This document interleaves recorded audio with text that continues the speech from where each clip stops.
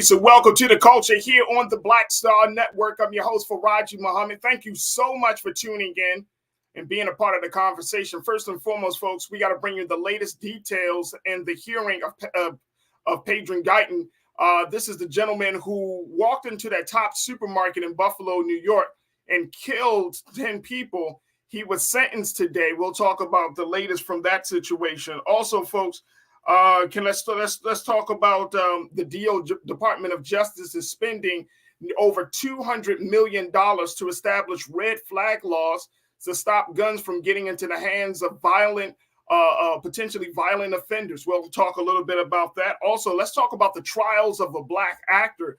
We shared with you how Idris Elba said that he is no longer referred to himself as a Black actor, but then there are also comments coming from other Black actors such as Nia Long, who talked about the issue a couple of months ago and how this is creating somewhat of a revolution for Black actors in Hollywood. We'll have that, and we're going to talk to the guys of Cottonmouth. So stay with us. We got a lot to cover on today's edition of The Culture right here on the Black Star Network. Let's go.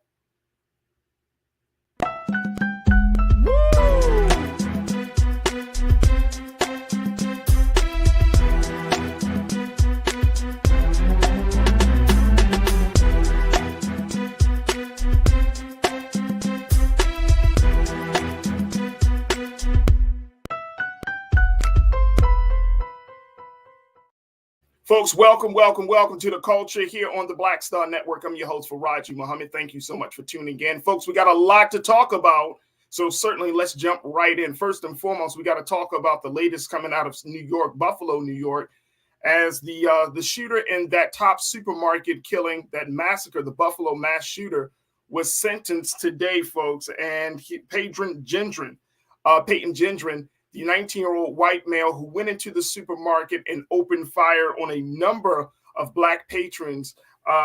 He was sentenced earlier today, and his sentence shows that there is no tolerance for this level of racism. First and foremost, he was given a life sentence without no possibility of parole. And he even made a statement while in court. Take a look at this, folks. Here's the statement from him, expressing some level of grief.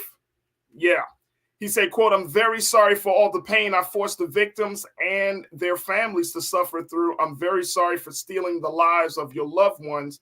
I cannot express how much I regret all the decisions I made leading up to my actions on May the 14th. I did a terrible thing that day.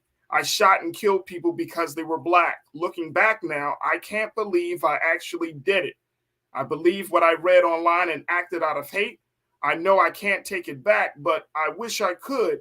And I don't want anyone to be inspired by me and what I did."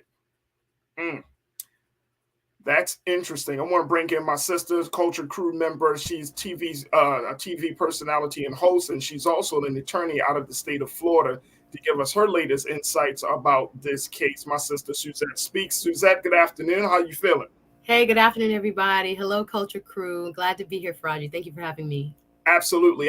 Suzette, what did you make of this? This sentencing came down earlier this afternoon, and at a certain point, he was sentenced to life in prison without no parole, and he made that statement.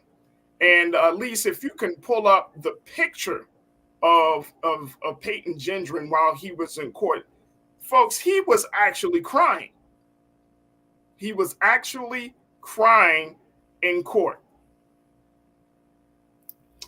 Suzette? Yeah, everybody, after the sentences get handed down and you get to realize what a horrific and terrible and heinous act you've committed, of course, I can take him at his word, but I also know when it's your life that's really on the line, you are going to cry and plead and do everything that you need to do to try to preserve your life. This was a hatred and racial motivated crime, and he admitted as much. He said he targeted these people shopping on their regular, supermarket day because they were Black. and Right. he's 19 years old. I can understand him being young and He was and 18 kind of at the time. 18 at the time, 19 Yep. now. But part of me, when it comes to the death penalty, I always try to think about the people who are serving time who did not do the crime. But when I look at this young man, sometimes you wonder if his race or his background has anything to do with him getting, life instead of the death penalty. Is not for me to judge. But I think there are eyebrows that will be raised at this sentencing, and kind of wonder, is that a reason why his life has been spared, as opposed to so many within the criminal justice system who do not get afforded life instead of the death penalty. So should we even, like you say, you take him at his word? I mean, I'm gonna be honest with you. I don't. I have no crocodile tears for this guy at all. He did it out of pure racism, out of pure rage, pure hatred. You get what you deserve. I mean, you crying about your one life when you took over 9 lives, predominantly seniors, right? Black innocence. Black Yeah. seniors who were simply going to the supermarket. And to take it up a step further, if y'all remember, he had posted this manifesto online on some social media platform, and he actually recorded some of this act. Yeah. So to me, Suzette, it doesn't sound like a situation of a crime of passion. It doesn't sound like it was a spontaneous event. It was more of a very premeditated, meticulously planned out killing. Absolutely. Absolutely. First degree murder, if there was such a clean and clear example with the addition of the hate crime penalty. This young man, like I said, and if we kind of remember, and I think sometimes with all the gun violence and all the heinous acts, and we'll be talking about senseless shootings throughout the show today as a theme, we tend to get desensitized, but we have to just remember how horrific this was back in when this was committed in Buffalo, and how you could just imagine yourself or your family member just kind of doing their everyday activities, and then having someone, because they've been radicalized by what they are viewing online, turn a deadly weapon on you and take innocence and take lives. So as much as I think maybe he does have some degree of regret now, like you said, the pattern and practice and the facts that were laid out in the case that show his mindset at the time of committing the act, there are many that will argue that he probably should have gotten the death penalty. Yeah. Again, necessarily my opinion. But everyone gets to sound remorseful after the fact and say how sorry they are and can't take it back. But we need to hold people accountable and be strong, just as if this defendant happened to be of a different race, a different background, etc. So there may be some who argue that there is a bit of privilege in operation here, but he still does get life without the possibility of parole. You know what? And I understand those who feel that way. I definitely understand it. In this case, I had to ask myself this morning before we even started the show, Suzette, what would be just? What would be just for him to be able to live and to have that on his mind every single day for the rest of his life? Yeah. He can't get a wink of sleep. He can't think. He can't eat nothing. He can't drink nothing without it being a reminder to him to how evil he is. So sometimes I feel like the death penalty just lets a person off, but knowing that you are going to be burned. Yeah, he's 19. He has a very long time. Hey, so be it. So be it. It's hard. It's when you see that level of callousness, it's very, very hard to be like, oh, well, I mean, he might have mental health issues. I mean, he could be going through a lot of stuff. I don't care. Yeah. How many of us go through things and we don't resort to that level of violence? Absolutely. Right? You know what I'm saying? Like this is modern day America. You go get help. You know what I mean? And or those around him. Or those around you. Intervening, you know yes. Here's the fundamental thing, right? That we all have to contend with as adults, as young people.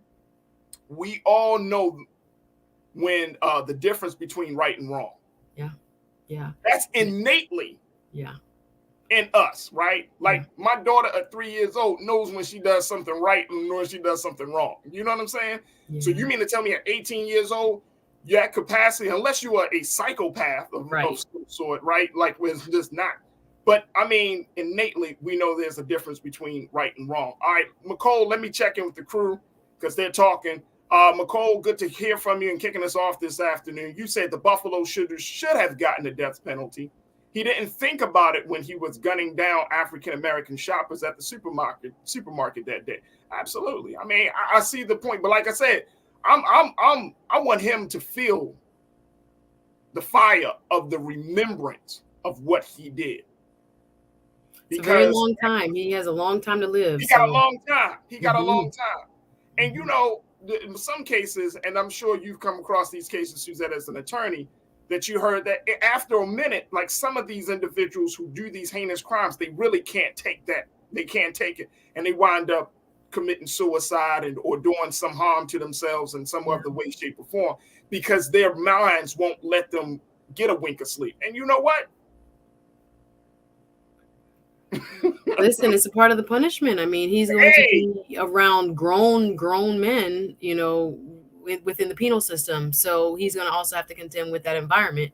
And that's not an easy place to be for people that I know who have served time in state penitentiaries and federal penitentiaries and things like this. Like he has a very rough road ahead of him again, but he's still alive to be able to live it. So there are people that will dispute whether he deserves that or not. But again, the judge's discretion is given, and this is the rendering of the outcome. So that's what we'll have to live with as a community and a society. Absolutely. And just to let you folks know, in the state of New York, and we talked about this before, they don't have the death penalty. So that's the other thing. Like, you know, he's got the maximum. Oh, for New York. Okay. Yeah. Very quickly. But let me just share this very quickly before we take a quick pause. That the judge in the case, she had made a statement. This is Judge Susan Egan. She made this statement very quickly. I want to share this with y'all. There is no place for you or your ignorant, hateful, and evil ideologies in a civilized society. There can be no mercy for you, no understanding, no second chances. The damage you have caused is too great, and the people you have hurt are too valuable to this community. You will never see the light of day as a free man ever again. Yeah, just thinking about that. He's the one for the Supreme Court or something. Yeah, no, those are really heavy words. And again, for the New York justice system, this is the highest penalty. Then, therefore, it could not have been a possibility. So she gave the stiffest penalty that she could, life without the possibility of parole under the circumstances. And I'm happy she said those words. I'm happy that Judge Susan Egan said those words to just speak to the sentiment, not allowing the fake crocodile tears, not allowing this sorry ass excuse, not allowing none of that to come into play. You will never see the light of day as a free man. No second chances, no understanding. Happy that she said those words. It is what it is. Suzette, we got to take a quick pause. Folks, we got to take a quick pause. When we come forward, let's have a conversation talking about the latest with the Department of Justice and what they're doing to try to curb gun violence in this country. As we know, with Peyton Gendron and so many other mass shooters, access to guns is always a part of the conversation. I'm going to share with you what the DOJ is doing. Stay with us. That conversation is up next here on The Culture on the Black Star Network.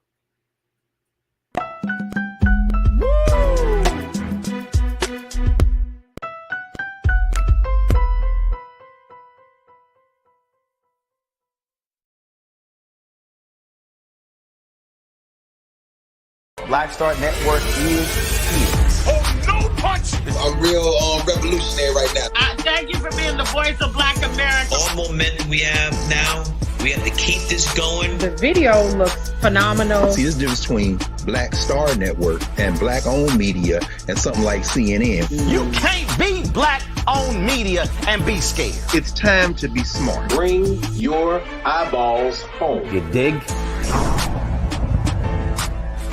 When you talk about blackness and what happens in black culture, we're about covering these things that matter to us, speaking to our issues and concerns. This is a genuine people-powered movement. There's a lot of stuff that we're not getting. You get it, and you spread the word. We wish to plead our own cause Too long have others spoken for us. We cannot tell our own story if we can't pay for it. This is about covering us. Invest in black-owned media. Your dollars matter.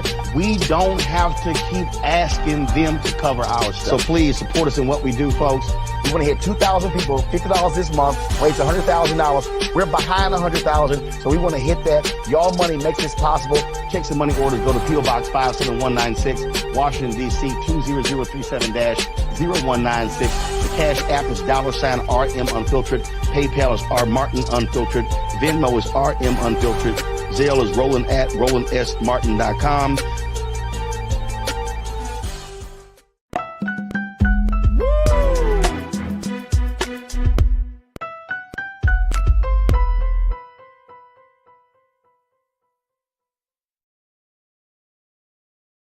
Folks, welcome back to the show.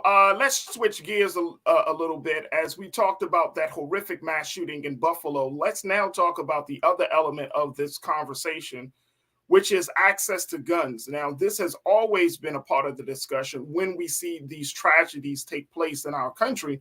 And so many people are wondering what is going to be done, what has been done, why aren't there stiffer gun laws, or why aren't there stricter requirements for people like a Peyton Gendron or Dylan Roof or any of the mass shooter in this country, or any violent offender of this country? Why aren't there enough rules in place? Well, the Department of Justice announced that they're going to be investing $230 million in their plan to try to bring some level of balance and some control over the access to guns. And a lot of this is going to be going in the direction of creating what they call red flag laws. And I want to bring my sister Suzette speaks back into the frame of this, because red flag laws is something that's already present. This is something that President Biden has certainly talked about, that he thinks that might be helpful in the long run to keep guns out of violent offenders' hands. But this latest investment of this $230 million, it supports temporarily taking guns from potentially violent people. And it's not only is this an investment into these red flag lawsuits, that it's also an investment into crisis intervention programs that will benefit from this money coming from the DOJ. Talk to us about this. First, give us your insight about red flag laws, or they call it extreme risk protection orders. What does that really mean if a person is trying to buy a gun and they might have a violent background? Yes, so red flag laws are in effect in about 19 states across the United States. And basically what they allow for is some sort of mental health professional or family member having some intervention capabilities. That is to go to a court and say, this person is exhibiting behavior that is a bit troubling. They have committed an act of violence. They have actually been detained on another crime, or they have some sort of mental health episode which would warrant the taking or the possible temporary taking of their weapon up to a year.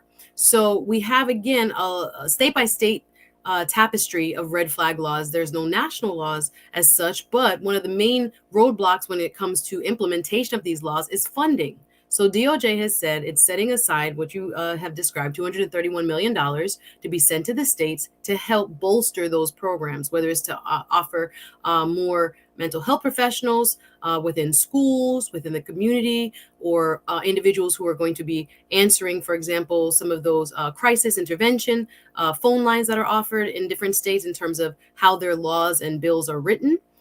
There are other opportunities where money can now be placed and put to good use when it comes to actually implementing what is on the books. So we know oftentimes, I was just reading another study, Farajii, by the U.S. Secret Service, which was just released this month, talking about looking at crime committed by, mass shooters and things like this.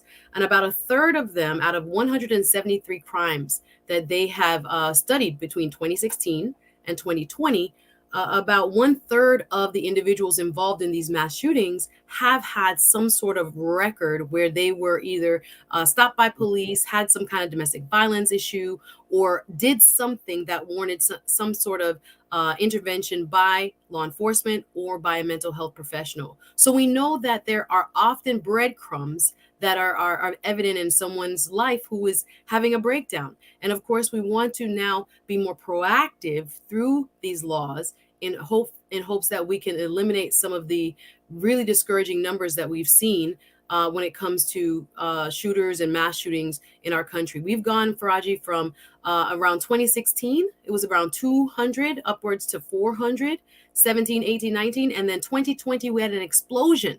600 plus mass shootings in our country, and we are now on track. We're at 71 already as of today's show, and we have been seeing that continued since the pandemic. Something has shifted, and so these red flag laws are like some of the best legislation that we can have on the books to hopefully try to stave off these numbers.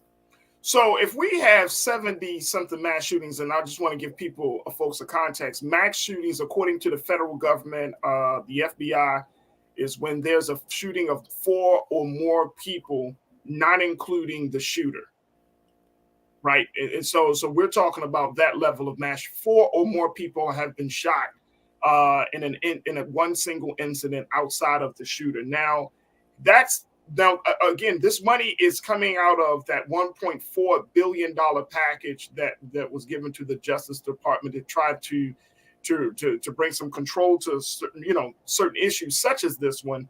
But the question still is going to be asked. I mean, you mentioned it, that this might be the best tool on a legislative side. President Biden has touted the same thing, and others have said the same thing. But how do you get this piece of legislation? Like how does it trickle down from the federal level all the way to the local levels, considering a lot of our states, you talked about those 19s, but a lot of states have different laws relating to guns. Like you can go in one state, you can buy a gun as young as 18 years old, and go into another state, you can buy it at 21. So how does that work out? Yeah, I mean, we have had officials from both sides of the aisle kind of want to address this, but not really seriously addressing this on the federal level. Democrats mostly have been saying there should be some sort of federalization in terms of mandating these type of laws, but we don't have the political will across the aisle to see these laws passed. Now, I come from a state, Florida. We just celebrated the 5th year anniversary of the Marjorie Stoneman Douglas mass shooting. Sorry, right. Where these children were shot down, cut down at a high school by their fellow classmate. And looking at our laws here, even in Florida, not much has changed. And I heard a commentator say, and I want to give the person credit, they're talking about it in terms of the real border crisis, meaning the gun laws from state to state is really what is preventing a state, for example, like California, who has really strict gun laws, to kind of make a dent in what is actually happening on its streets, because you can go across state borders and be able to get a gun very easily and just drive back with it to your state. Farajii, we are really in a series of, what should I say, proliferation seasons, where there are about 300 million guns that we know of on our streets in the United States. Yeah. So without this type of legal framework, again, it's a patchwork right now. It's state to state. And we need advocates in each state to try to move the ball forward to get some of these gun laws on the books. But what we're seeing funding for was the last attempt on the federal level. This was June of last year, when there was some forward motion on the federal level, which we haven't seen in decades, which allowed for some more stringent rules when it comes to persons' ages and what they have to do to be able to purchase a gun. And we also have a couple other parameters that it allowed for, but it's nothing that is significant enough to say, okay, we're going to have a blanket solution right now. Every state all over the nation has to do it. It's really Absolutely. A state by state patchwork right now, which makes it really difficult to have a unified and national response that is probably needed. Absolutely. Let me go take a couple of comments from our crew as we have this conversation. And folks, post your comments in our chat section as we're streaming live on YouTube, Facebook, Black Star Network, and of course, make sure y'all stay tuned to us on Amazon News. Mara, thank you for checking in. Mara, you said if the wrong person is motivated to do evil, what good would it do? Not as many at once. Can I respond, please? Yeah, please. The real issue is, and this is where the red flag part comes in, someone usually leaves breadcrumbs. And again, you can look up this recently released FBI report on mass shootings. They have said quite a number of the suspects out of that 173 shootings that they studied had shown some indication of stress or duress or major life change or event that triggered them. Now, again, we don't say that as an excuse, but we say that there is usually someone in their life, their coworker, their loved one, somebody they go to, an event with, church or other place of worship, if they're involved in that. But people know people. And so red flags, again, if you have something on your heart, nobody can stop you, but usually a loved one, a father, a mother, a brother or sister, sometimes has the luxury of that type of indication.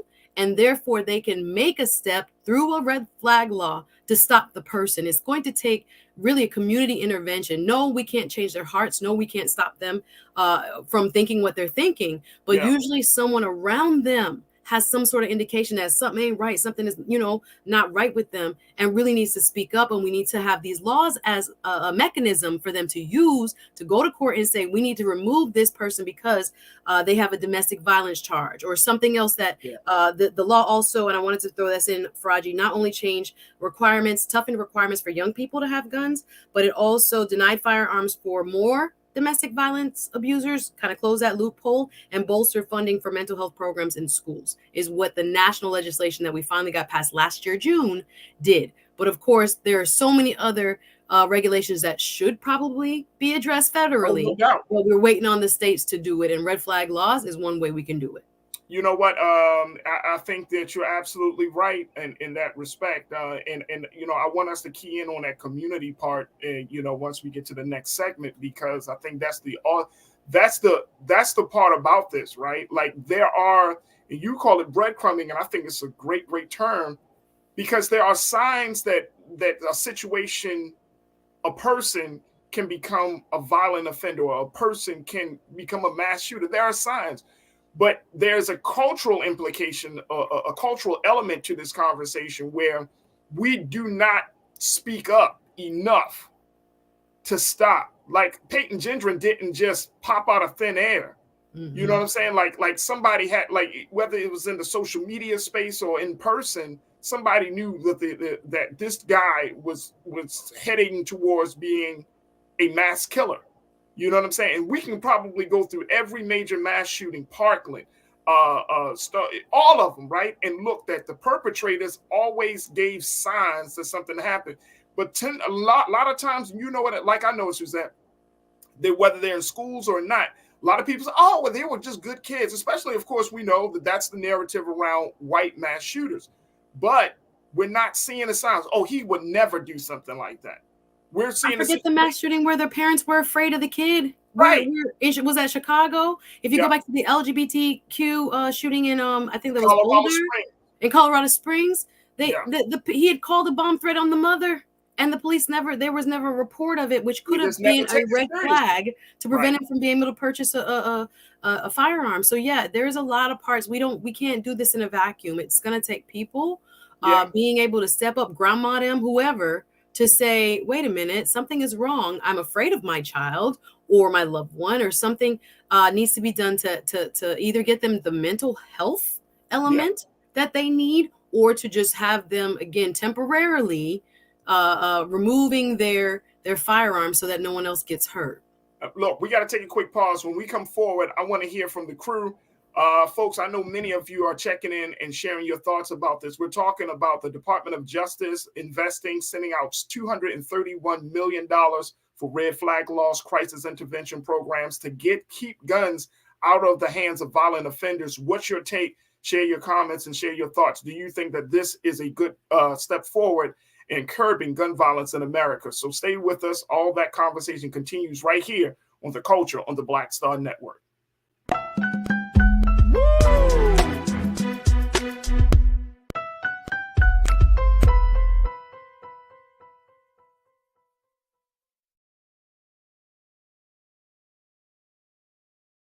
Hatred on the streets, a horrific scene, a white nationalist rally that descended into deadly violence.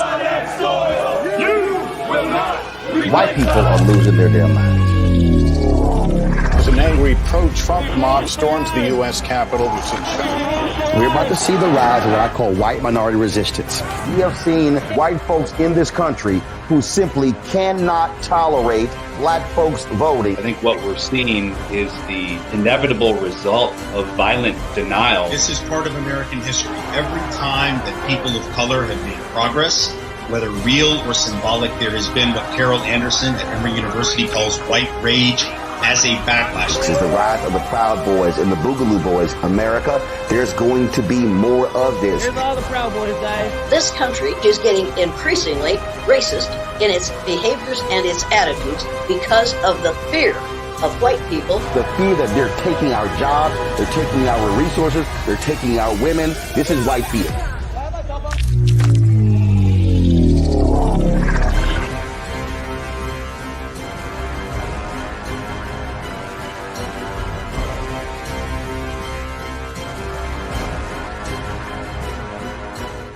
Black Star Network is here. Oh, no punch! I'm real revolutionary right now. Thank you for being the voice of Black America. All momentum we have now, we have to keep this going. The video looks phenomenal. See, this difference between Black Star Network and black-owned media and something like CNN. You can't be black-owned media and be scared. It's time to be smart. Bring your eyeballs home. You dig?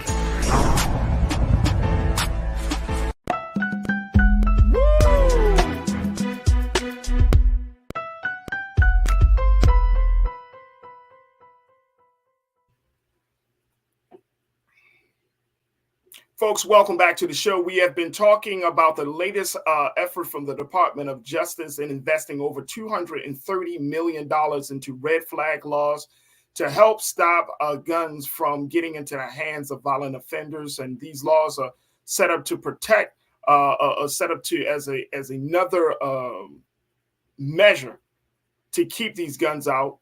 Along with those laws, we're talking about crisis intervention programs that can where people feel empowered to say something, programs to deal with gun violence in America. As we know, folks, there are so many guns in this country. There are actually more guns that are in the hands of owners than there are citizens in this country, according to the latest reports, folks. Nearly 400 million guns, and we're not even topping that in terms of population in this country. The last census shows that we were around 320 million people in this country, but there are nearly 400 million guns that are in ownership in the hands of Americans. So this is a gun-loving, gun-toting country that we find ourselves in. I've been talking to my sister Suzette Speaks, lawyer and TV host out of Miami, Florida. And folks, I want to hear from you. Post your comments. Let's hear from you as our culture crew. Would love to get your thoughts. All right, let me go to some of these comments because the crew is talking right now, Suzette. The crew is talking. All right, so Corinna checked in. My sister Corinna, she's on Fridays here on the show. She says, my cousin is a Stoneman Douglas survivor in his second year of college now. Wow, man, that's a great story for this. I was pacing my New York City homeroom that day, trying to contain my panic from my students. Wow. So right there, Suzette, Corinna has firsthand, experience of being in a situation like that, not knowing whether her cousin was going to live or not come out of that school situation. And thank God that her cousin did. And Corinna, that I can only imagine. I could only imagine what you must have been going through on that day. But that's how serious it is. And I think, Suzette, to Corinna's point, we have these conversations as if they're not affecting people, like guns don't affect people. We talk about guns and gun violence, and we even talk about the statistics as if that's not, in Baltimore, there was this culture like, there were 360 shootings or 360 murders rather in Baltimore. And it's like, at the end of the day, it rolls off our tongues. It just, woof.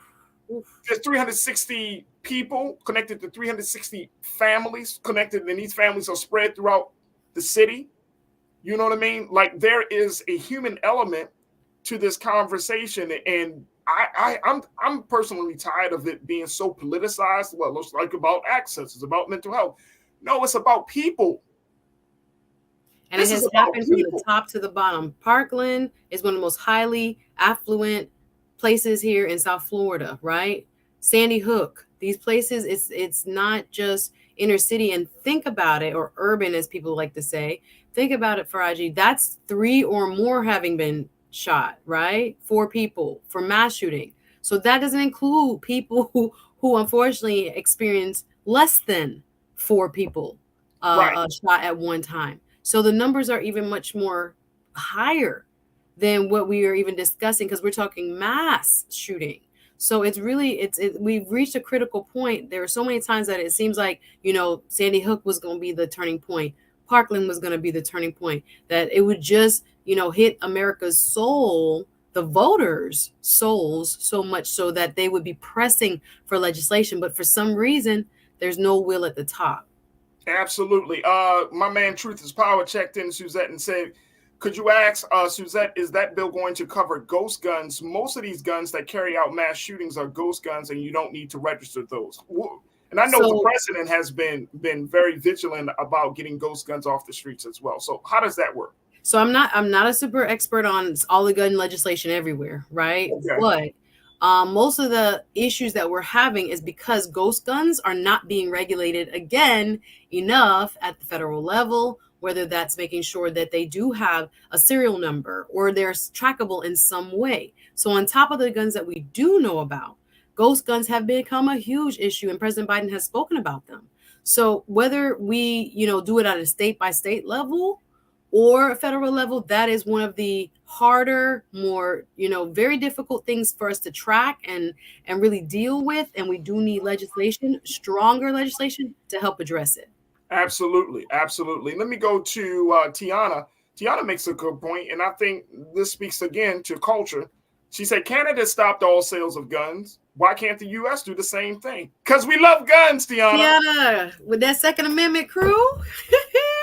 We love guns. They're not gonna have it. That Second Amendment crew. No sale of any guns. The right to bear arms too. That's like Tiana. That's like saying no burgers being sold in this country. The hard part is our founding fathers. Guns, baby. That's how this country rolls. No, I was just gonna add our founding fathers didn't know about semi-automatic weapons. Were not a thing. People were still using musket powder and putting muskets in guns when these Second Amendment was written. So the idea that a man could pull a trigger and hundreds of bullets in seconds are loaded into people's body and explode in their body, like the concept wasn't even around when we wrote our Constitution. So to think that there is no adjustments that have to be made, or that people wouldn't reasonably say, well, these are weapons of war. How do we regulate them so that more people are safe while still protecting your right to own what you want to own? But it's again, we can't find a medium. That was the situation. And Tiana, certainly, I'm not saying that's a crazy comment. I'm just saying that, look, we're not even at that point. There's so many steps before we can get to that point as a country. But I think a lot of it is because of the love of guns in our culture that it impacts. But here's the thing. Remember that shooting where, and I can't remember the guy's name, but he went into the elementary school. And the police botched that. Uvalde. Yes. And how he used a semi-automatic weapon in that mass shooting. That again, a troubled individual. To see the children. Because that's how much damage was done to the babies there in Uvalde. So much so that the police didn't want to go in and get shot. They didn't even want to look at it. They didn't want to face the man. They didn't want to look at it. Well, we know the police didn't want to go in because they just watched them do it. So we can, there's so much. They're scared for their lives, but they're gonna let the babies. Man, please. Like it's very scary. Right. Janelle checked in. You said the problem with federal money being sent out for state use is the lack oversight. Nobody wants to be accused of abusing states' rights, but some may divert the money and the problem persists. Well, we already know that. That's true. You right on point. It's earmarked where it has to be in the state's budget for this. But your point is well taken, Janelle. I will say that in a lot of these states, especially these Republican-controlled states, it's hard to get this. And this is the crazy part. You know, I know some people come on this platform and they say, well, why y'all talk bad about Republicans so much? Roland talks bad about them, but you know, Farajii, you going, because they don't make sense in some of their policies, man. Look, I don't give a damn about a profit that a person can make over people's lives. It does not make sense to me. You want to save this country, but you want to get a profit off of it. People are dying, and you still want to get a profit off of it. You know what I mean? People have access to weapons, high-powered weapons that do real damage, and you're like, well, I mean, as long as they go through these steps and all of that stuff, i.e., I want to get a profit off it. And it's becoming sickening. It's just absolutely sickening how we got to go back and forth and talk about legislation or about an issue where people's lives are literally at stake. And we chopping it up. Well, we can do this, but we can't do that. Like, you piecemeal in a situation as if that thing don't come to your doorstep in one day. You know what I mean? You could be out. And I'm talking to these political leaders. They could be out. Boom, boom, boom, boom, boom. And it's over.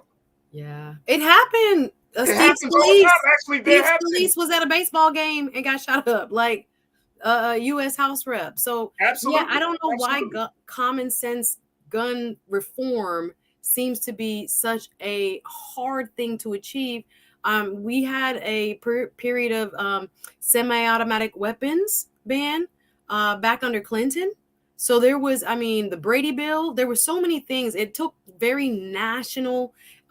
Again, we have these horrific events to change the face of legislation. But for some reason, in the last 10 years, you know, since Boulder, Colorado, Dylan Roof them, it has been very difficult for people in Congress to see this is what the will of the people is. This makes, you know, more sense, you know, people over party to do that. We want to do it, but there's a powerful lobby. I'll tell you, the NRA and others, powerful. They give a lot of money to different campaigns and to different individuals. So the will is just not there. And I'm not sure if it will be anytime soon. That is the sad, sad part. That is the sad. Will the will ever be there? Folks, we got to take another pause. When we come forward, let's check in. Let's have some other conversation in the next hour. We're going to talk to the group Cottonmouth and so much more. So stay with us. We got a lot to discuss in the next hour right here on The Culture, here on the Black Star Network. We'll be right back.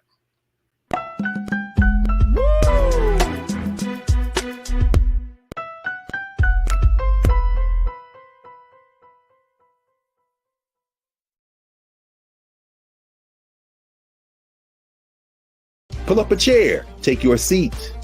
The Black Tape with me, Dr. Greg Carr, here on the Black Star Network. Every week, we'll take a deeper dive into the world we're living in. Join the conversation only on the Black Star Network. Black Star Network is here. Oh, no punch! I'm real revolutionary right now. Thank you for being the voice of Black America. All momentum we have now, we have to keep this going. The video looks phenomenal. See, there's a difference between Black Star Network and black-owned media and something like CNN. You can't be black-owned media and be scared. It's time to be smart. Bring your eyeballs home. You dig?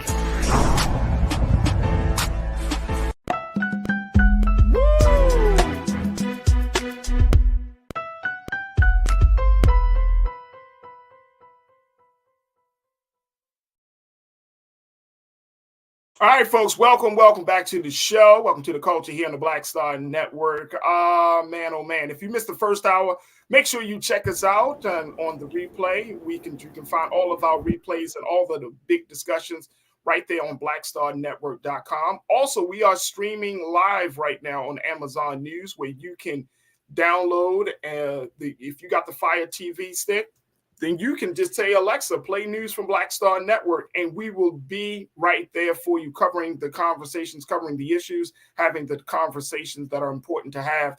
And so we are very, very excited to be on the Amazon News platform, where you can find us 24 hours a day, 7 days a week. But now, folks, I want to switch gears as we talk about guns. And let's go to Hollywood for a little bit and have a conversation about the trials of being a black actor. Now, earlier this week, today is Wednesday, so earlier, I think it was either this week or last week, we had a conversation about what the latest comments came from British actor and black man Idris Elba had to say about him not wanting to be called a black actor. He said that he felt like it was typecasting, putting him in a box.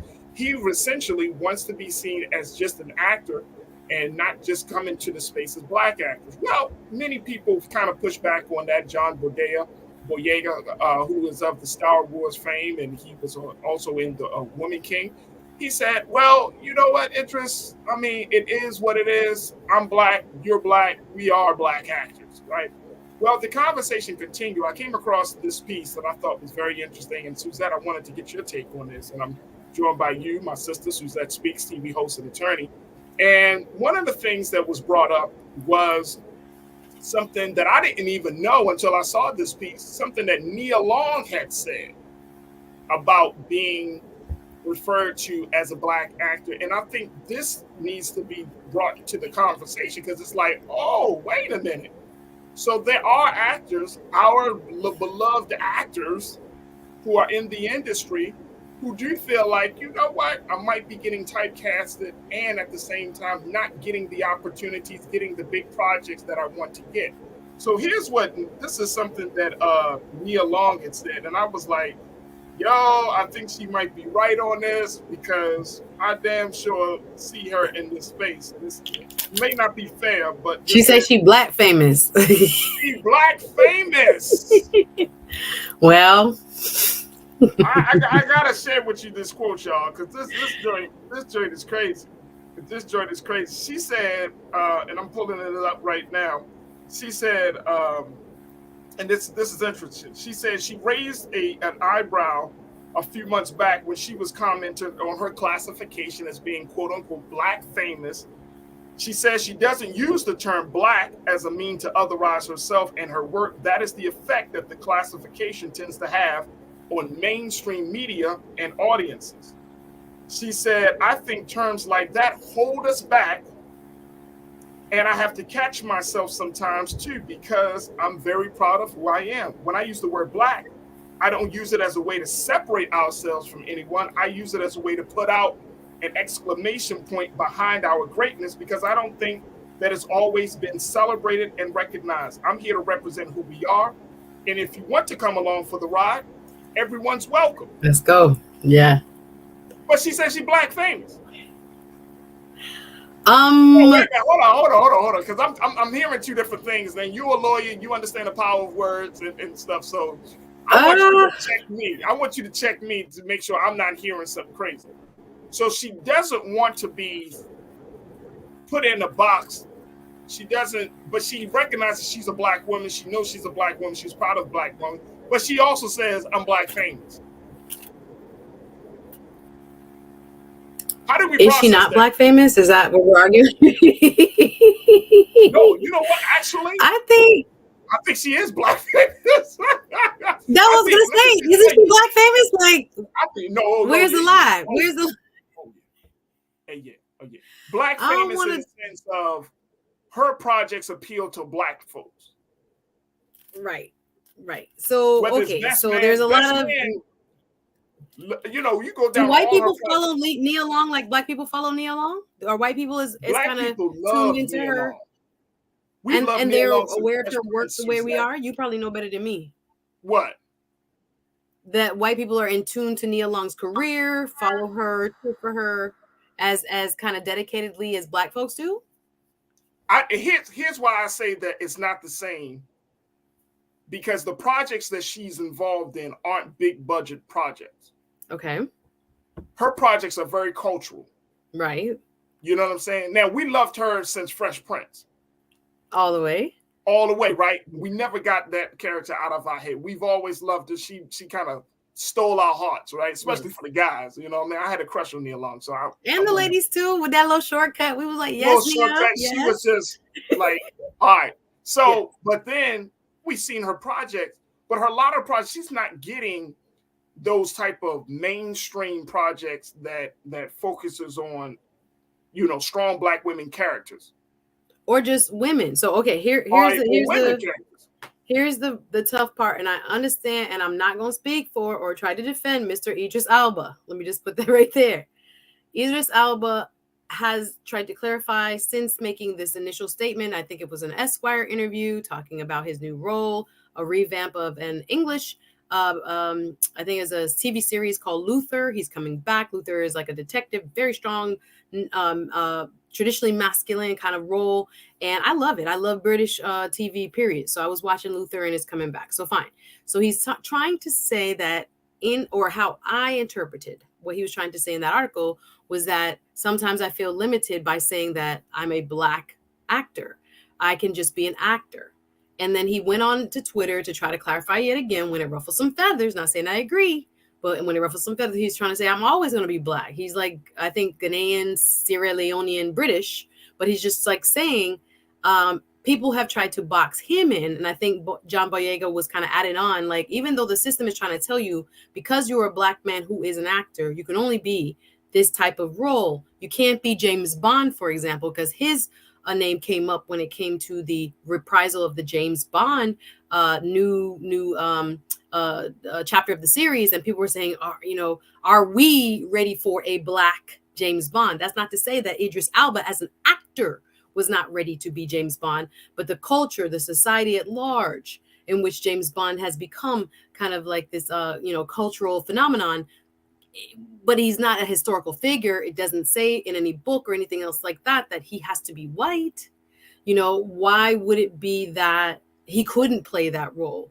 So he was trying to make a kind of comparison. Like, you don't say you're a Black architect. You don't say you're a Black, I don't know, fill in the blank career. You just say you're that career.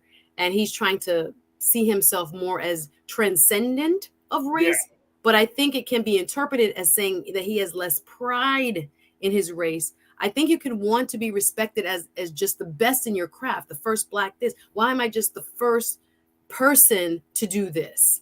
But it never gets kind of reported that way. I don't know if we are foisting race upon ourselves or the outside world is putting us in that box. I said this before. He's trying to say he's comfortable in his skin and he wants to be, and he's proudly Black. Can nobody say he wasn't? But that all the time it seems like it creates a kind of bubble in which he cannot escape, and people are not necessarily seeing Idris Elba's not that guy. Idris Elba, if you follow Idris Elba's path, his career, he's broken out of the Black famous space. Yes. He's been a part of big budget films, right? He's a part of smaller films. He's producing and directing his own projects now at this point. So he is like for him to make that statement, it was a little bit like confusing, because from my vantage point, bro, you've been part of $300 million, you know what I'm saying, like $1 million situation. You know what I'm saying? You were part of, his stuff is just crazy. He could be in the Marvel, the MCU, to being a part of the Fast and Furious, you know what I mean? Like he's a part of huge franchises. So, and then he does smaller projects, stuff that I saw that project he did with talking about his childhood growing up in London as a Black man, as a Black boy. Very funny, like coming of age project. So he's a part of all of that. He's not Black famous. When you say Idris Elba, he is not Black famous. He even did The Wire, rooted and based in Baltimore. Oh no. He's got an amazing career, Farajii, but we only know of what he has received. We don't know about the projects he has not received or was passed over. That's true. That's true. But what I'm saying, though, is that the projects that he has received and the projects that he starred in, those projects could have gone to white actors. Oh, absolutely. Transcendent. You see what I'm saying? Yeah. But he's such a presence. Like, his skills has brought him to that point. And I think I understand, trust and believe. I understand when he's saying that he's not a Black actor. And I understand what Nia Long is saying. I think for Nia Long, it's a different path. I don't know what projects she's turned down and what projects were offered that she's turned down versus the projects she accepted. You see what I'm saying? Like, I don't know if she put herself in that space or not. I don't know if it's because of her skill or not. I don't know. I'm not saying, because I love Nia Long, so I don't want nobody to throw no shade and be like, Nia Long, no, I love Nia Long. But I see there's a group of Black women actresses who are in the same space. Nia Long, Regina Hall, right? We're talking about Sanaya Lathan. Like, these are women that are Black famous, and I think you got to ask the question: is that some Megan Good? In some ways, you got to ask yourself the question: like, are these the project? Or is it the project, or is it because of that's how people in the institution and the industry sees you? I don't know. Look, we got to take a quick pause. When we come forward, I want to hear from you, crew. What do you think about the trials of a Black actor? What Nia Long has said months ago, what Idris Elba continues to say, and the conversation that is bringing up. What's your take? Stay with us. We're going to share your comments and so much more right here on The Culture on the Black Star Network.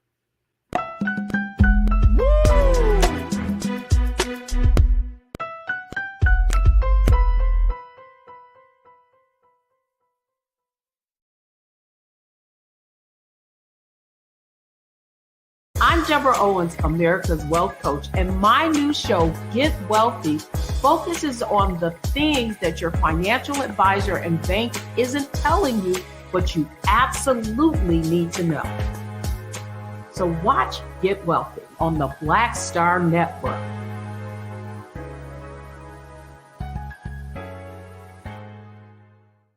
Black Star Network is here. Oh, no punch! I'm real revolutionary right now. Thank you for being the voice of Black America. All momentum we have now, we have to keep this going. The video looks phenomenal. See, there's a difference between Black Star Network and Black-owned media and something like CNN. You can't be Black-owned media and be scared. It's time to be smart. Bring your eyeballs home. You dig?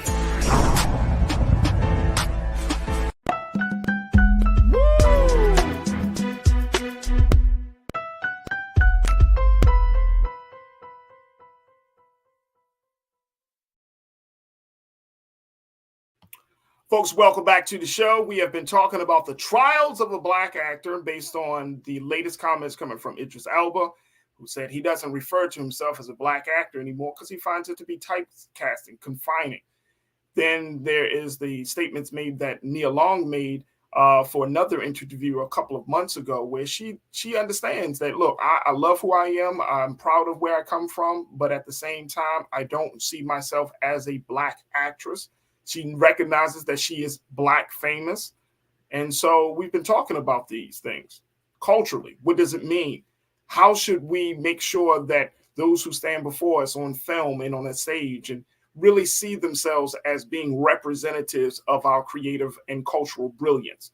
We'll continue the conversation right now. We got my sister Suzette Speaks, and I want to hear from you, my crew, the Culture crew, on this topic. All right, let me go to what the crew got to say on this one right now.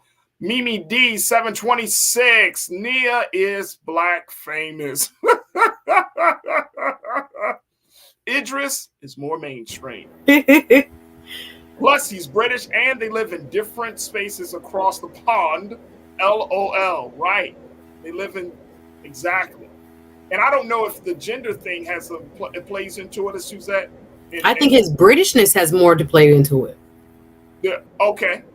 So the fact that a lot of people who come from England are well-trained actors, I think they can navigate spaces that Black American actors, and we've talked about, I don't know if we've talked about it, but we've talked about it here in the United States, how they can get roles where traditional African American actors may not be considered so readily for the same roles. So yeah, I think that is an element that allows for his kind of universality as opposed to maybe the gender. It's definitely been a big conversation because I've heard young Black men have this conversation that the opportunities, the acting opportunities that they wanted to take actually has been given to other young Black British actors. Damson Idris, who plays the title role of Franklin Saint in the show Snowfall, he's British. Daniel Kaluuya. Yep. And now, mind you, they're well trained. They go to like well-trained actors now. Well-trained actors, but we will tend to be like, we want. But see, that doesn't look as one who studied acting. It's like I get the pushback from black male actors who are like, yo, I'll come from this place, right? And then I'm still not given the opportunities afforded. And it creates a level of division among Black men, right? Where you start to get mad and envious of your brother from across the pond Yeah, the because he's diaspora getting as a the whole. opportunities that you think that you should be getting, right? I mean, not Idris, but Damson Idris, he's a Brit. Like when y'all listen to him speak in real life, he's got a thick British accent. But when you see him on Snowfall, you think he's from They're South so Central. good. They're so good. You almost forget. You know what I'm saying? You be like, well, what's going on? Karen, I know you know what I'm talking about. But then same thing with the young brother from In All American. He's British. Mm-hmm. You know what I'm saying? Spencer James, the one who plays Spencer James, he's British. But again, so some I've heard this part of the conversation, Suzette, where black men are saying, yo, is this a thing? Like, is this going to be the trend where you start to, look outside of black males who bring a certain level of authenticity to the role and to the space, and getting British black males instead? And like I said, it creates some level of dissension between two black men, which we don't need, especially in Hollywood when there are already limited roles on what black men can do and not do. The days of, I love them. I love all these brothers, but they're coming to the end. So we're looking for the new cadre. So you got like a Lawrence Fishburne, a Morgan Freeman, a Denzel Washington, right? Or Forrest Whitaker. Like all of these black men who have become like pillars of like great black cultural, artistry, they're not going to be in those spaces forever. Right.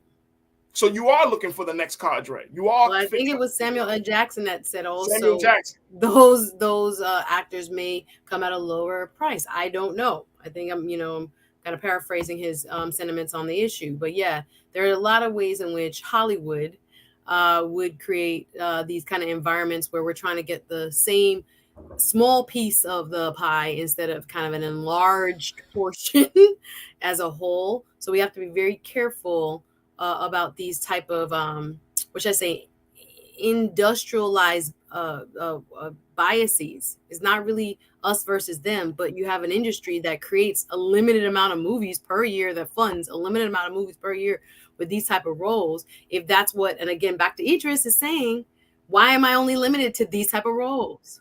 So again, are we confining ourselves, or are we being confined? That's what I think Idris's point was. He's not saying I don't love my blackness, but I feel by saying I can only be a quote black actor, I'm somehow being limited by where I can reach. And again, we know he's gone through some really wonderful international blockbuster kind of piece of works. But again, what has he not been offered? Because they're like, well, he's a black guy. Even to talk around James, like again, people are bringing your name up as being the next James Bond, a very beloved character, especially in the British, in the British film industry, right? Like James Bond is British, right? So it's like your name is coming up in that. You are not the same. I'm so sorry, Brother Idris, but you are not the same. I get it. I don't know where that sentiment came from. I don't know what roles that you wanted to get that you did not get, but you have been literally brought up in changing the whole. I mean, this is James Bond, and now they're talking about it's like changing the color of Superman or something. You know what I mean? That's why it's a concern. That's why many people, we're excited, but not everybody is excited about that type of. I don't know if the makers of said movie might want to, dare I say it, like some kind of compromise the brand. That is, I think, the question people are kind of afraid of. Not to say that the masses wouldn't enjoy it if you just presented to them just like another badass Bond, the way you always do. But there is this kind of undertone, racially speaking, of the industry's concerns. Again, making money is their main concern, and wondering if, quote, black actor is marketable enough to carry on this, Bond legacy, for example. But it again, he's trying to, and I think, again, paraphrasing what I interpreted from that article, is that he's trying to say, I don't want to be limited. Don't place this limit on me. I happen to be in black skin, which I'm proud of, but I feel like I'm being put in a box by saying he is a black actor. I'm not saying that. I think you can have self-pride and pride in your race, while also trying to stretch yourself and say, don't put me in a box. But I think, again, it can be misinterpreted the way you kind of take it out of context, or people look at it and say, no, you're Black. We know he's Black. He's not trying to say he's not Black. He's trying to say, why is it that when I walk into a room, I'm being like, okay, in one box, no, you can't get all the rest of these wonderful parts because you're Black. No. Right.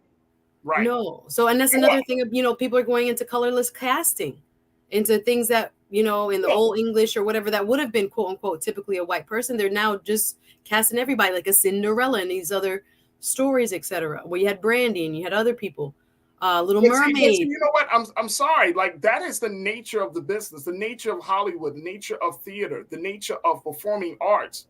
And as an actor, color is going to come up. I'm sorry. Like, there are some roles that are not colorblind roles, right? You can't have a white Othello. You can't have a white certain people. Yeah. I mean, yeah, it's just certain things like you just, like somebody, one of the crew members brought up Black Panther. Like, if Black Panther was a white guy, like, you just don't do that. You know what I mean? It's called Black Panther. That would be strange. Imagine. But I'm just saying, like, there are certain roles. So, I mean, it's not necessarily like I'm not all the way around, for this idea, like, have this colorless metric when you come. No, there are some characters, there are some figures that are being portrayed that you need to look at. I need a Black person. I need a white person. I need a Latino. Agreed. But beyond that, there are people that will say if it's a stockbroker, it should be a white guy. Where we know that stockbrokers. Okay, I get that. So you're talking about. I get that. That's a person's bias. Right. No. I get that. I totally get that. And here's the other thing. And you brought this point up, Suzette, is the availability of such actors. You know what I'm saying? Like, the industry is going to invest. Like, if they know that they have an investment, and I'm sorry, folks, I'm going back to this point I made many times where I was like, no, stop acting like Black folks aren't being double, we don't live according to a double standard, right? Like, that is the nature of that's part of our existence in this country, where there is a double standard. I know some of us push back, like, why is that? Why do they treat us bad? Because we are. It's just, what I'm saying? Systemic. We came into this country being property. And because of God and our resilience, you know what I'm saying? We became presidents and all of these other things. But guess what? There is a double standard. White supremacy and racism will not allow some people to see beyond the value of who we are as human beings. It just won't allow it. It's a poison. So that's a moot point to me. Yeah. So you got to know, and we can push back on it, but at the end of the day, it's there. Hollywood has propagated that. As much as we want to think like, and Hollywood has propagated, media has propagated that. The things that you and I are part of have led to how people see Black men and Black women. I mean, it is what it is, but that's why we're in these spaces, right? Because we're going to change the game. We're going to do something. That's why Brother Roland even created Black Star Network, because there is a real need to have for us to tell our stories, plead our case. And so it gets to be in this crazy space. And I'm saying, if Black actors don't want to be seen as Black actors, that's fine. But just know that Hollywood is going to treat you a certain way, right? And if you don't want to be Black famous, again, we don't know all the ins and outs. Diane Carroll once said this. Diane Carroll said her career would have been so much more different and more just successful. Now, Diane Carroll is one of the greats, icon, but she knows that she wasn't given, and she was one of the first to push through the door, the same available roles, and given the same type of blockbuster possible movies that her white counterparts were given, and TV shows that her white counterparts were given. Like, she knows that, and she was saying that back in the 60s and the 70s. So we still have this kind of institutionalized racial bias that still doesn't allow for you to blossom fully in your whole entire career worth of talent, Regina Hall. Your whole ability is kind of limited to a certain casting, a stereotype of Black, real Black woman, without saying I could kind of be just a universal, this role requires woman in her 30s, woman in her 20s, and just be that role. Do you get what I'm saying? Like, I see their point in saying we just want to be actors. Allow us to act. I understand that they never put down their Blackness, nor can they. As you're saying, it's a part of who they are. But I think Boyega's point was more so that, do we need to adjust ourselves for a system that really wasn't designed to have us at the center anyway? Or do we try to push for institutionalized change while still kind of unapologetically wearing our Blackness? I'm not sure what is the answer. I think we can do both. I think we can do both too. I think we can do both as well. And to want to Rashida guess real quick, your point, Rashida, was the Black actors are being confined and stifled by the Black community as well. I think for a lot of us, it's like we do want to hold on to some great artistic representation, right? We do want to feel like, oh, they are part of the community, they represent us. But if you look at the great ones, such as like a Sidney Poitier, who made it his life's work to be in those spaces, to break through those barriers. You know what I'm saying? It's interesting You also had like a Harry Belafonte that wouldn't take a role that a Sidney Poitier would take, because Harry Belafonte would say, I don't want to be the subservient Negro to this type of person in this role. But Sidney Poitier was like, give me a job, let me work it. So I think we need soldiers on both sides. We need soldiers on both sides. Folks, we got to take a quick pause. When we come forward, let's talk to the guys of Cottonmouth. These are YouTube sensations that's taking comedy and storytelling to the next level. So stay with us. That conversation is up next with Suzette and, of course, with you right here on The Culture on the Black Star Network.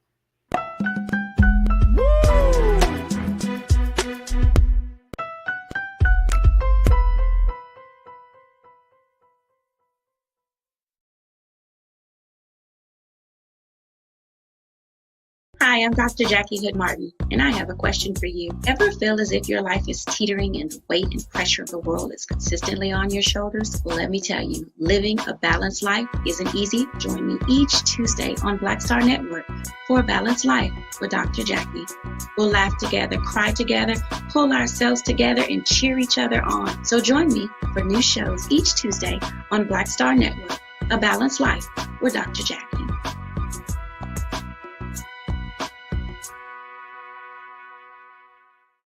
Black Star Network is here.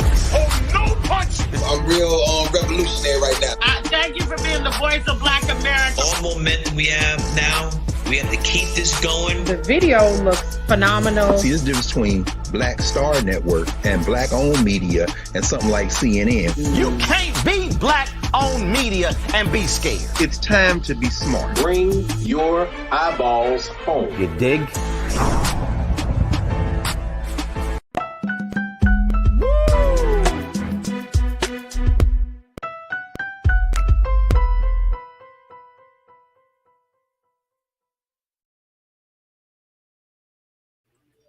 All right, folks, we're going to be checking in with the group Cottonmouth in a few moments. And, Suzette, I wanted to take a couple of more comments from our crew, because folks have been checking in about this.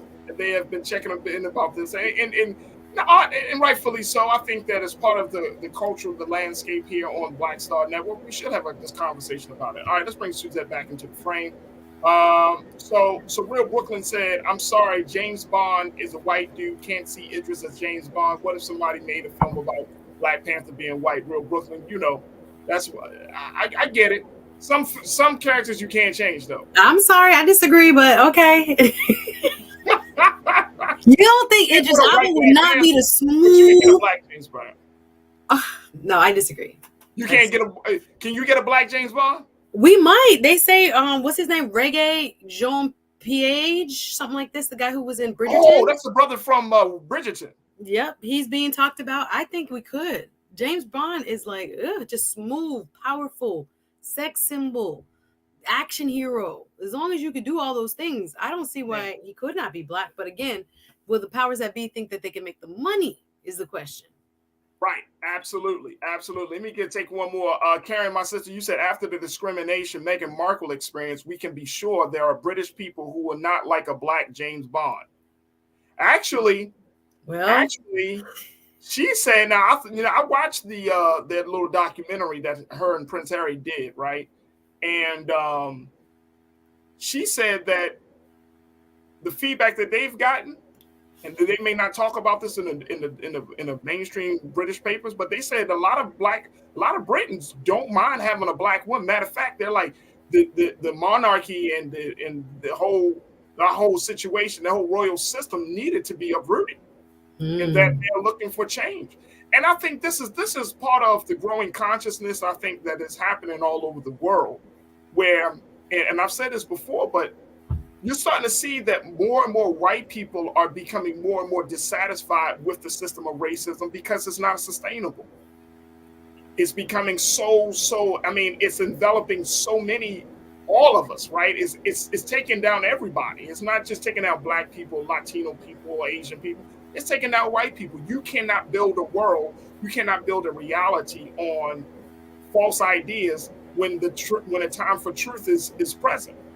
You know, when people are growing into a larger consciousness about themselves, and they're emerging much more, history is like, you can't cover up history and all of these things. When things are like this is happening, this is a universal order, Suzette, that I think is happening.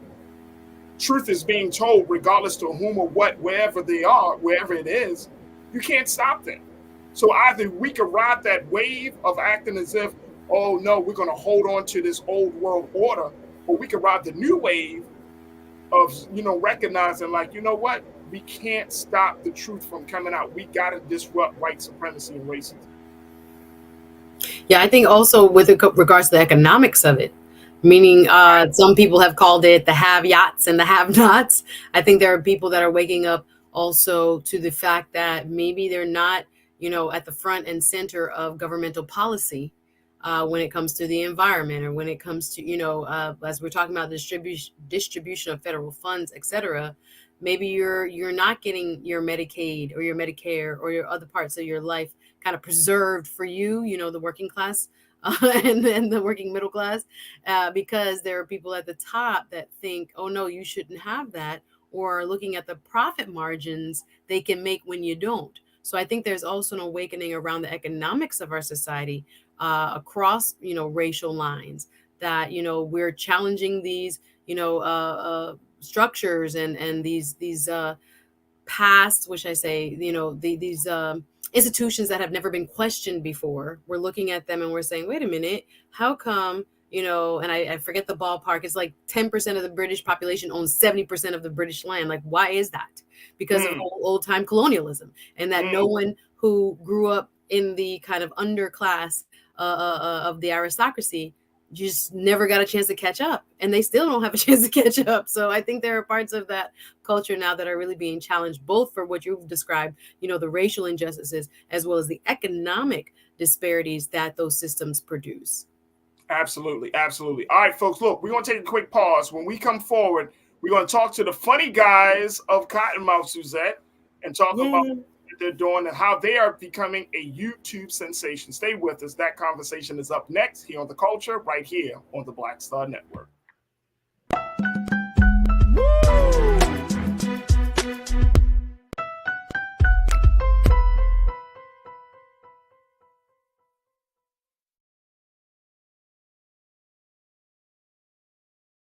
When you talk about blackness and what happens in black culture, we're about covering these things that matter to us, speaking to our issues and concerns. This is a genuine people-powered movement. There's a lot of stuff that we're not getting. You get it, and you spread the word. We wish to plead our own cause.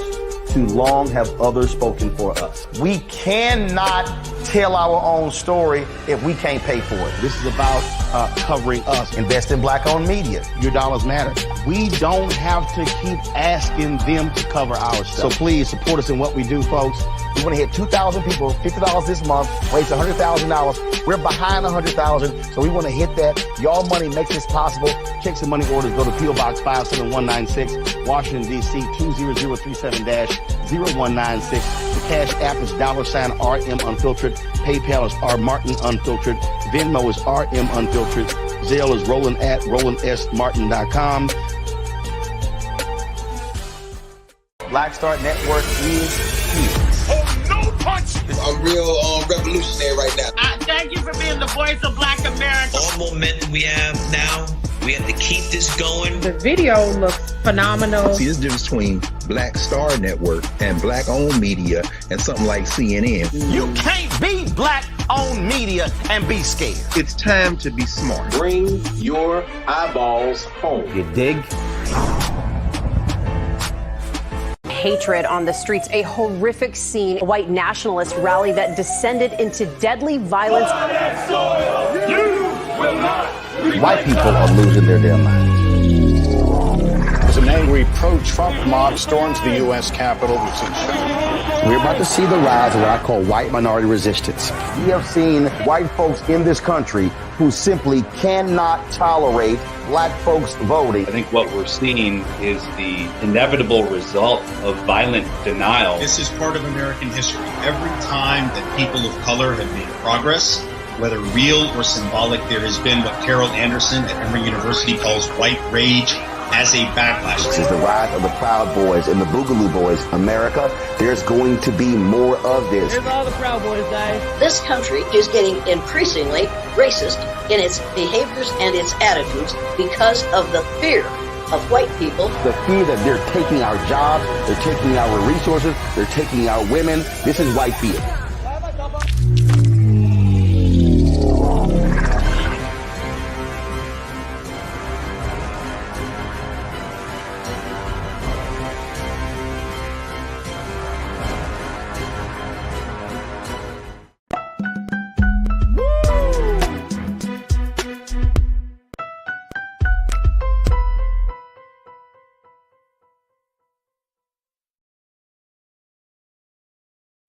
Folks, welcome back to the show. For our final discussion that me and Suzette are going to have is with some folks from the hilariously funny comedic group called Cottonmouth. These are four black men who have decided to take the digital space by storm, and we're so happy and excited to have them here on The Culture, right here on the Black Star Network, to talk about why and how they have become such a YouTube and social media sensation. So let's welcome now to the platform Cottonmouth. Who we got? Look at this. What's going on? What up, though? Love it. You good, my boy? What's going on, guys? What's going on? So I want everybody to introduce themselves to our watching audience here. Okay, cool. Should we start over here? Yeah, let's go that way. Yeah. My name Dookie Duke. My name J Money. My name G Ball. Fuck you saying? And I'm Rico. All right, so Dookie. All right, first and foremost, how did you guys start working together? What brought you guys together to do these sketch comedies? Hey, we was all homies already, and we was just working on, different things. And then eventually we just started making people laugh. And I caught a couple freaks over, and that was it. Fuck you saying? On me. That part. All right, so y'all were just figuring out. Y'all was just like talking about it and just saying like, "Yo, we should take this show on the road. We should do something on YouTube." Is that it? Yeah, we started off doing music, and then once we started doing that, we see the opportunity to try something else out. We started doing comedy, and then it was a wrap from there. After a couple Dutches and the fifth of hen, it was over with. All right, so who's the funniest of the four? We all got our days. Fuck you say. Definitely got our days.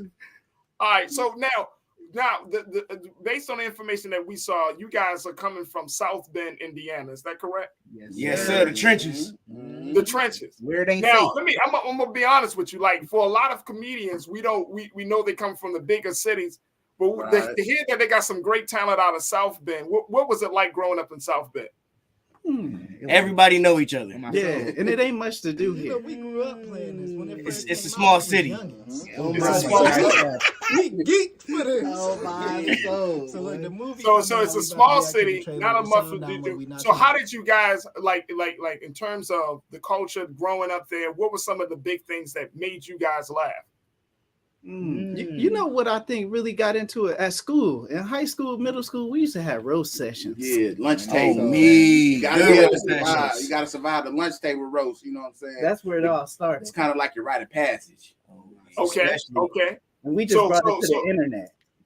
Oh, okay. So y'all used to do it at the lunch table. I think everybody has had that. And I want to bring my sister Suzette into this into the conversation. Suzette, I don't want to roast her though. What you say? Please don't roast me. We got enough ammo to go around. I bet. Please don't. I have not seen the show yet, so I'm excited. Thank you for being here. Can you tell me about what you talk about and some maybe like the topics or the themes that you guys cover on your show? It's a lot of different things. Anything that's relevant, if anything that's viral and that's getting a lot of chatter online. Sports, food, yeah, we like food. Food. Got a little food. I love chicken. Some scripts. Or anything relatable. Like if you can relate to it, then we probably like to talk about it. Okay, cool. Are you kid friendly? Oh, yeah, sometimes. Sometimes you can be. Except the dude with the white tee that talk about hannies and freaks. You gotta excuse my boy. You gotta have my freaks.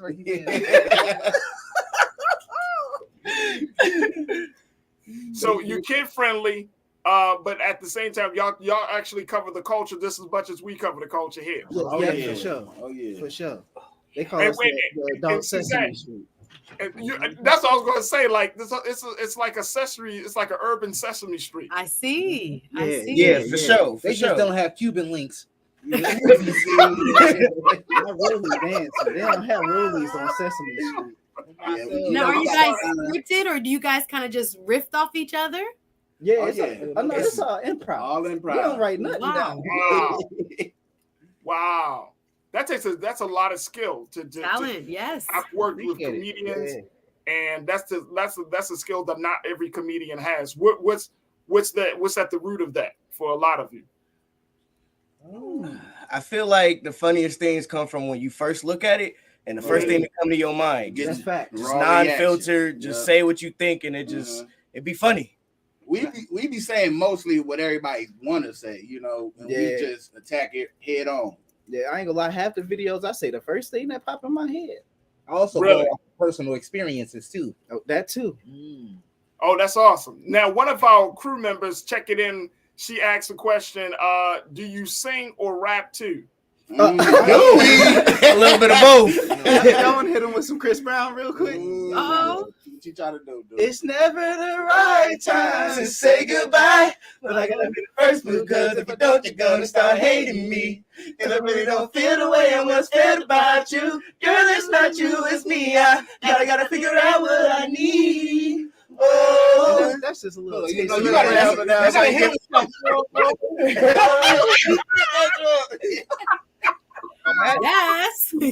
Yes. Wow. You know what I'm saying? Yo, why do my locks look like my man's locks just flying all over the place when you talk?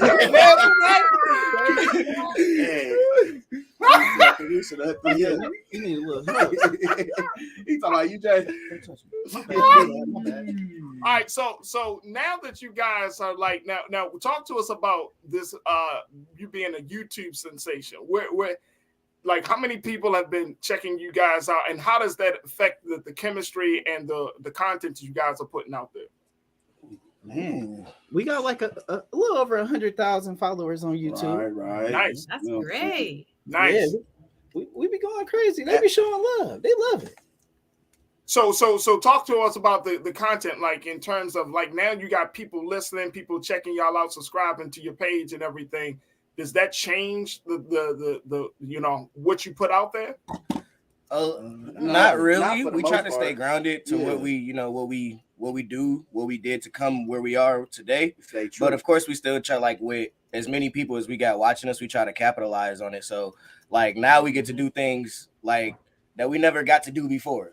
Like we got artists in the group, we got musicians in the group, you know, and it goes all the way around. So now we get to capitalize and do those things instead of just making people laugh, you know? Right. Yeah, we do a little bit of everything now. Do a little bit of everything. Oh yeah. That's dope right there. That's dope right there. And and I'm wondering, and Suzette, I don't know if this question popped into your head. Like, do you think about taking your show on the road, from getting out for the digital space and putting it into a show of some sort? Oh yeah. We just need bookings. Yeah, we need bookings. We trying to do that Cottonmouth tour. We get asked that question a lot. Coming to a city near you. Okay. Okay. So people are asking online. So your main platform is YouTube? YouTube, Instagram, TikTok, Facebook. We everywhere. Okay, perfect. And did you guys design your own outfits for each of your puppets? Oh yeah. For the most part, yeah. Yeah, most of our stuff we design. And shout out to my jeweler. It is busting in the light. I see it. Oh my soul. That's dope right there. That's dope right there.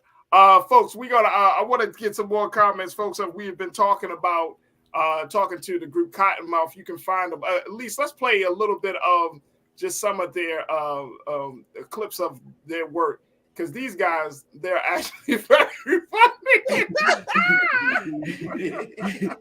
So take a look at this.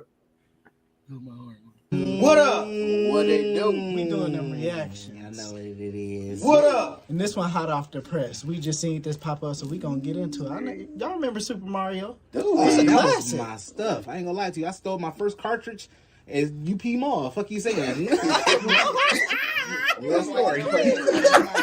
Electronics. I was hitting them. Fuck you saying? Oh my God. You know, we grew up playing this. When it first came out, we was youngins. Oh my so we geeked for this. Oh my soul. So look, the movie coming out, we about to react to the trailer. The sound download, we not trying to get copyrighted. We about to go crazy. I'm excited for this, man. Y'all excited? All right, 3, 2. Yeah, I ain't gonna lie to you. I've been wanting to see a new Mario movie too. Like you saying. Look at Mario. Look at him though. Okay. He look realistic. Don't he? He look taller though. His face look like a Smush. Or whatever 21 Savage said. And I'm gonna be looking in the background. Is that Donkey Kong? Wait a minute. Is that Donkey Kong? Oh, yeah, that's my boy. What the fuck you saying? He said, run. This look like Super Smash Bros. Don't it? My soul, dude.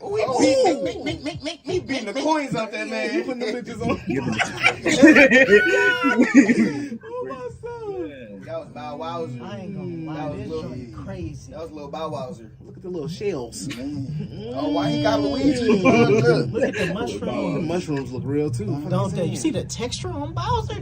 Now I think about it, Mario was on drugs. Why? The mushroom to feel good. Oh yeah. Got bigger. Whoa. Yeah. Hallucinate. You just saying. Wait, they got Peach as a warrior out here? Oh, they snapping. Oh man. Wasn't she always getting kidnapped? Oh my soul. Okay, then put that work in. She ain't going no more. She can't be Sakura forever. Look at this part though. Oh, look at that video game. This going crazy. Oh, yeah, he need another life. He needs some more coins. Oh my son. I can't wait to go see that. All right, there we go. All right, so here's the question, because I think that a lot of people, they're trying to see, like, okay, y'all are in this space, y'all having these conversations. My guy, Real Brooklyn, one of my crew members, he checked in and he said they have to get a female up in the group too, and a token white dude.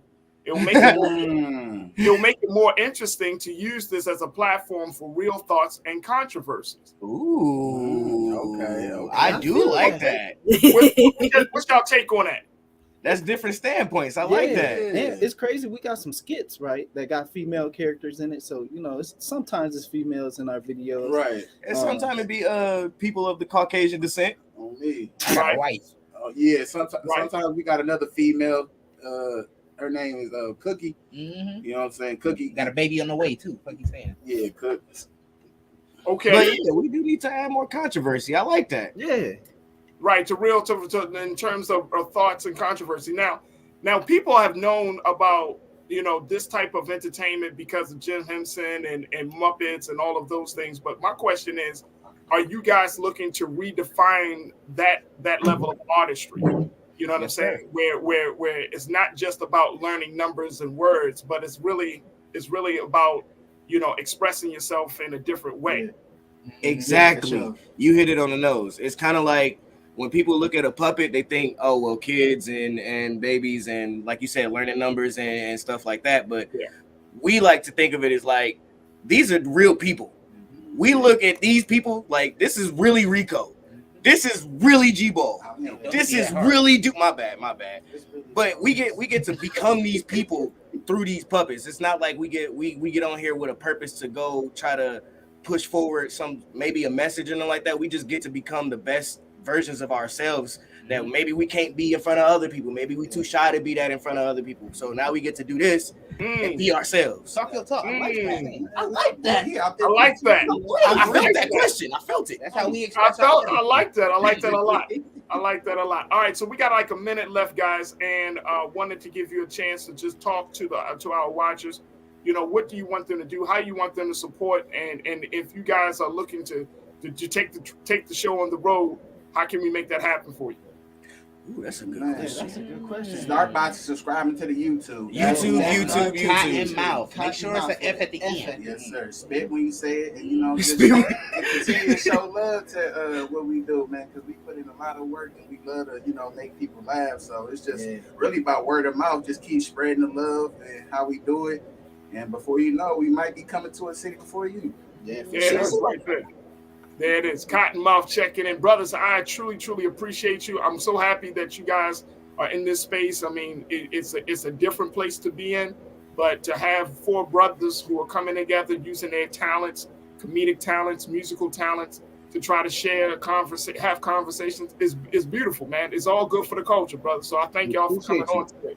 Thank you, man. I appreciate it. Absolutely. Folks, definitely check out Cottonmouth on all social media platforms. Subscribe to their show and possibly open up your mind about what can be done in the artist space. Folks, we got to take a quick pause. When we come forward, we'll have some final thoughts. Stay with us. It's The Culture here on the Black Star Network.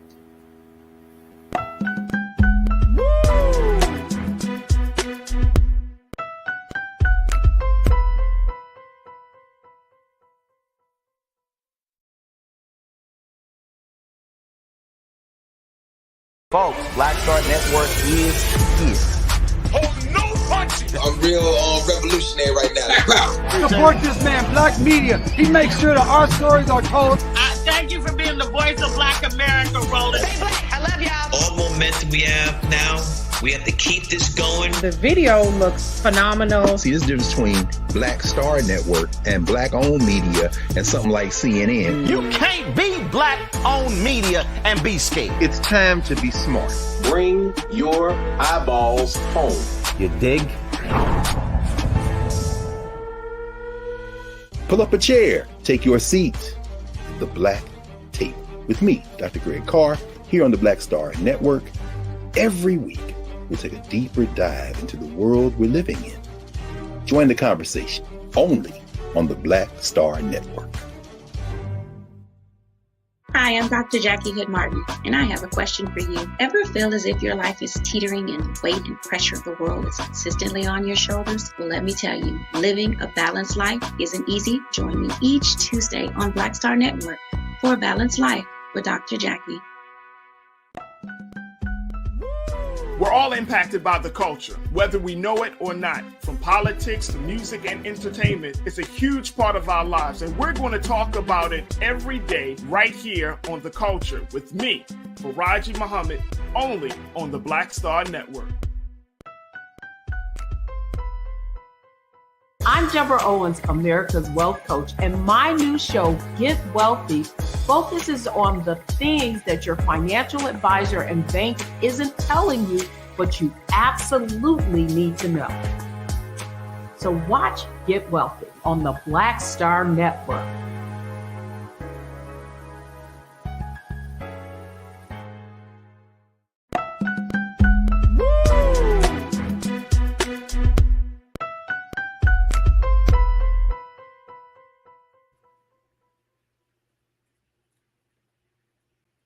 All right, folks, welcome back. We got a final few moments. I want to bring my sister Suzette back into the frame. Suzette, that was funny as hell. Yes, they're different. And I think it's good to have that kind of new creative blood in the space. So shout out to the gentleman of Cottonmouth. Oh, definitely. Big shout out to the brothers of Cottonmouth, man. Y'all, and hopefully they are going to join like different spaces, fan base and some other spaces to get their work out there. But that's what it requires, right? You know what I mean? We talk about the culture. There are so many different elements of our culture that we aren't privy to. And we say, oh, that person is not good enough for this person or that. And it's like, look, you got 4 black men using their talents as comedians and as musicians and artists to create puppets. They created their own puppets. Yeah. All I'm going to say is when Cottonmouth become as big as Sesame Street, don't jump. Hello. Well, they say don't despise, humble beginnings. Everybody got to start somewhere, and they're very talented. So you never know. They evolve, brands evolve, and new opportunities come. So good luck to them. Absolutely, absolutely. All right, Suzette, we got a couple of moments. Folks, if you don't know, Suzette is actually a host of her own show called Suzette Speaks that's airing on YouTube. You can subscribe to her page as well. Suzette, what you got working on for your show? Oh, I'm so excited. I will be doing a show this Saturday on inflation. Yes, we'll be talking about how you're dealing with your grocery bill and more. I think with the CPI, Consumer Price Index numbers just came out, and they're saying that inflation is going down, but we as Americans we're still feeling it. So I want to know how we're coping with that. On Monday, I'll be live with a young lady in tech. We're going to be talking about Black women in the tech space with nice. Pena. That's Monday, 7 p.m. Eastern. And then Tuesday, I have my homegirl, Janice Gaffney, 10 mistakes people make in weight loss, right? If you're on that weight loss journey, it's still early in the year, y'all. Don't give up. We're going to be talking with a fitness expert who creates workout plans for working moms online and people who stay at home in general. So she does meal plans. She does, fitness workouts. She'll be on Tuesday, and I do 3 or 4 shows a week, and I always try to just keep the topics very interesting. We'll be talking tonight about the Super Bowl. I know some of y'all had a lot to say, so come join me. I think I'm going to go on a little earlier. I said 7 Eastern tonight, but we'll be talking about what you felt about the Rihanna halftime and the did you like it and much more. All right, so that sounds great, and I want y'all to subscribe to Suzette Speaks show.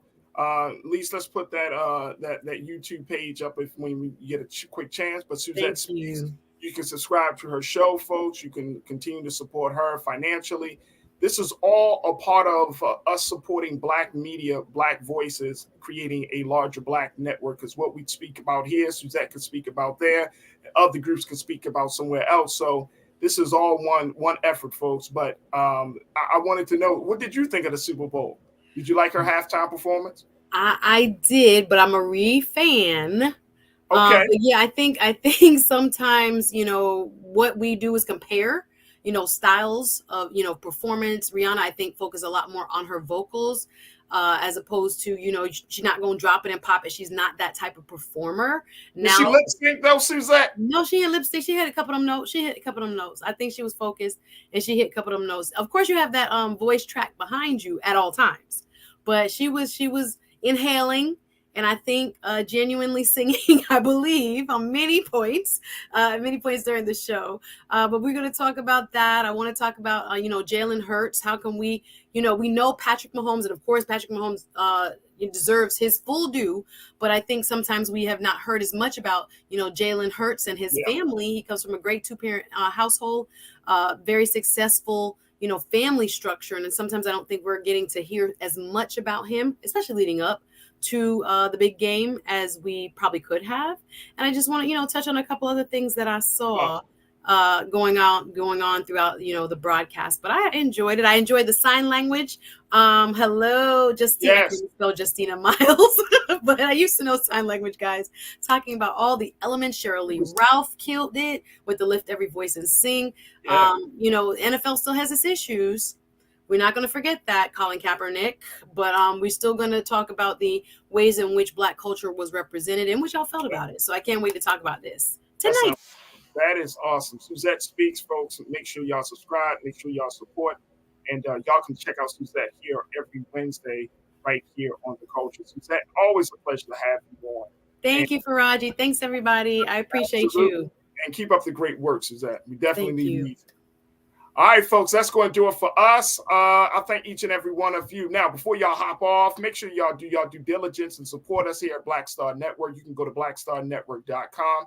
Support the platform, because this is not a small feat that we are taking on. We are taking on a major undertaking of creating a very, very important and large digital space. So support Black Star Network. You can do so. You can financially support us. You can continue to share the content. And most importantly, let your friends and family know. But download the app for free on all of your devices. But your support means so much. It means everything to us. So make sure you show your support for us at blackstarnetwork.com. Also follow us on all social media platforms at Black Star Network on IG and Twitter. And you can follow me, yours truly, Farajii Muhammad. You can follow me on social media at Farajii on Twitter, The Real Farajii on IG.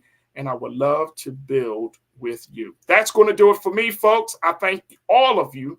I want to thank my dynamic team. I want to thank Lise for checking in, and for Lise for being behind the boards, my man Keenan, Joel, my control room. And I want to thank each and every one of you, my culture crew members, for being a part of the conversation. Stay tuned. Up next is RMU, Rolling Martin Unfiltered. As always, never be afraid to challenge what's wrong. Stand for what's right while being yourself in the process. God willing, we'll talk tomorrow for another exciting edition of The Culture right here on the Black Star Network. Talk to you soon. Peace.